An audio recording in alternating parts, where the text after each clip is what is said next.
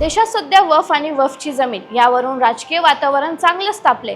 तसेच काही दिवसांपूर्वी तेलंगणाचे मुख्यमंत्री रेवंत रेड्डी यांनी 400 एकर जमीन एका प्रोजेक्टसाठी खासगी कंपनीला दिली होती। त्या विरोधात विद्यार्थ्यांनी आंदोलन केली आणि सर्वोच्च न्यायालयाने त्या कामाला स्थगितीही दिली। महाराष्ट्रातही असे सरकारी जमिनीचे अनेक प्रकरण चालू आहे।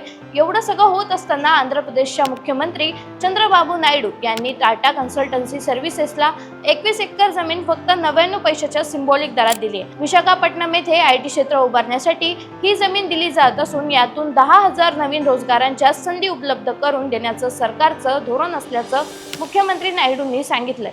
हा निर्णय सरकारसाठी मोठा गेम चेंजर ठरू शकतो आणि यामुळे अनेक कंपन्या आंध्र प्रदेशात गुंतवणूक करण्यासाठी आकर्षित होतील। मोदी यांनी गुजरातमध्ये रोजगाराच्या वाढीसाठी टाटा मोटर्सला सानंद येथे याच प्रकारे 99 पैशात जमीन दिली होती। यातून प्रेरणा घेऊन TCSला जमीन देण्याचा निर्णय आंध्र प्रदेश सरकारने घेतला असल्याचं सांगितलं जातं।